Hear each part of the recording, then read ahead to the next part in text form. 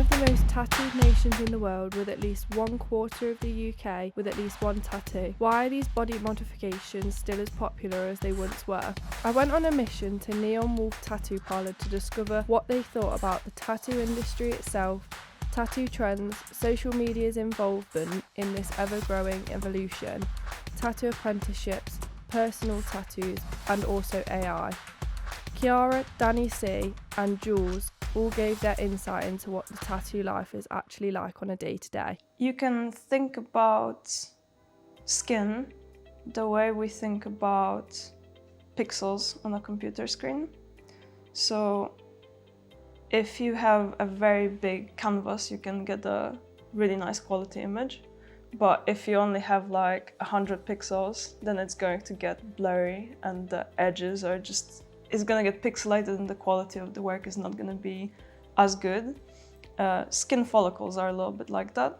There's always going to be a little bit of a blur because of the way they sit inside our skin. Needle and ink, old school, yeah. Does that take longer then? It probably takes a bit longer, but it's a slower process. So you only need like 3 pokes per dot for the ink to be in. It's not like a machine. A machine like pokes the skin 100 times a second. It depends on the speed. It depends how much voltage you have, but it's quite abrasive. So the human body will heal finger tattoos done by machine a lot faster, and therefore that's why people's tattoos fall out all the time and they have to be touched up. If you do it by hand poke, 3 pokes, the ink's kind of in, doesn't have to be touched up, stays forever. So all my finger tattoos and that one there, they're all done by hand poke, and that's why they're all still there. Whereas if you see other people's tattoos done by machine on the finger, they can look a bit sketchy. Ink also sits like technically inside your immune system. So when we put it in, it punctures the skin and then sits between the 3rd and the 4th layer of the skin. And then the top layer seals up. But what is inside your skin, your immune system recognizes as like a foreign body. So the smaller parts, like ink particles, your body disposes of. So you sweat them out and you excrete them. But what stays inside actually gets surrounded by your white blood cells. So it sits inside those structures. My role within the tattoo industry has changed over the years. Originally, I was a business owner, so I had 5 tattoo shops of my own between Bali and Australia from the age of 24 to 33. So I went off into the world trying to work out what the hell to do, and I've kind of evolved into a business consultant in the tattoo industry. So I find it very difficult working for other people as a manager because it's not enough for me, especially because I take on things like my own. So now I just go into studios 3 to 6 month contracts, and I find out what they need, I find out what they're lacking, I find out what they're trying to achieve, and I put myself in the managerial role, and then I take it from here to here and train people and hire new people. And yeah, so I'm kind of like a one-stop shop business person in the tattoo industry. I had like an inclination that I wanted to become a tattoo artist, but I couldn't quite get that like final step. I'm quite an anxious person, and like the thought of like permanently like scarring people with tattoos was a bit of a like step too far for me for a long time. But then eventually I just kind of like spent more time around tattoo artists. Like I said, I was working in the coffee shop with the tattoo artists down here. I got to know the industry a little bit better. I saw the process, and I just thought I've always wanted in some capacity to earn money by drawing, and so it seemed like the most tangible way. So I just thought I've got to kind of get over myself a little bit and push myself. I managed to get an apprenticeship at a local tattoo shop, and the atmosphere there was just amazing. Like anything that they did, I was just mesmerized by. So I ended up quitting university because even as an apprentice, like I would rather be washing floors and cleaning toilets in that place than to be doing even cool stuff at university. It doesn't matter where you come from. It doesn't matter how old you are. It doesn't matter like what kind of person you are. What matters is your skill and whether you're kind to people. And I just really dig that. I'm very like connected to a lot of interesting people in the tattoo industry. So I'm kind of like a little octopus getting pulled all different directions because I have discovered that I'm capable of absolutely anything except tattooing.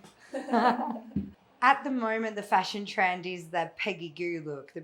I call it Russian prison tattoos or fridge magnets, but they're called patchwork apparently. And they just get lots of little bits and pieces on them scattered. Lots of like throat words, lots of like hand words. Dragons are really common at the moment. The tramp stamp's coming back bigger than ever. Tribal is back, can't believe it. Yeah. We did barbed wire on the arm yesterday. Yeah, just like Pamela Anderson. So it does full cycles, you know what I mean? Like we went through a massive like mandala phase a couple of years ago, lots of Om symbols, lots of feathers. So at the moment it's very like patchwork, little bits. Tribal keeps like making its way back, but it's like really skinny tribal that's empty on the inside. And I think that's going to disappear in the next few years. I've noticed that where you live depends on the subjects of tattooing in comparison to the style of tattooing. So when I was in Bali, everybody's happy. Everybody's got expendable cash. Everybody gets like palm trees and happy tattoos, right?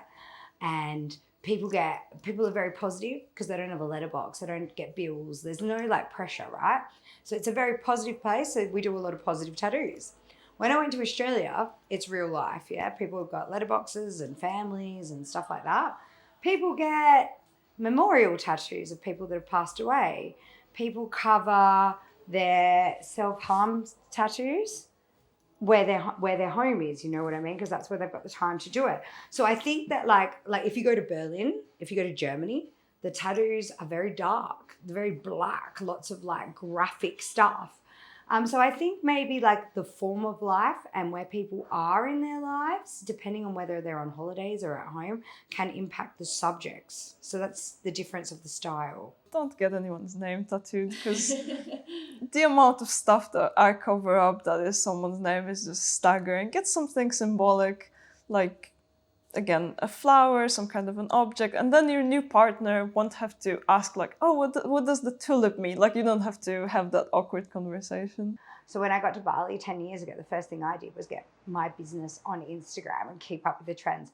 Also, Bali is full of international marketing people, so I learnt so much. So that's why what I was doing was ahead of time in tattooing back then. So that's why my studio was so successful. Now everybody's kind of caught on, you know what I mean? And it is like, if you're not on Instagram, you're not getting work. If you're a very famous tattoo artist that's been tattooing for like 40 years and you have a huge clientele base, you can probably get away not doing it. But if you're a new artist, unless you're like the biggest social butterfly out in town and you know everyone and you're the person to get tattooed by. But people want to do research on their artists. They want to see examples of your work. Instagram is your portfolio, or was your portfolio. Now Instagram is an educational tool regarding tattooing, and it's all about stupid reels and hooks, and it's kind of a mix of both. So you do need it.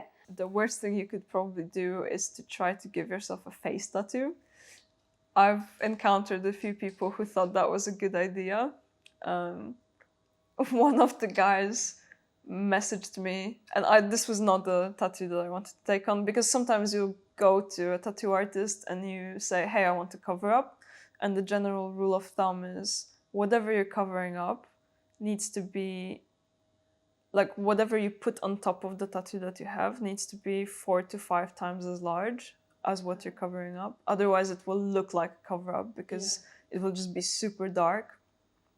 So when we're dealing with a face tattoo that's like on half of the face, there's nothing big enough that I can cover it up with.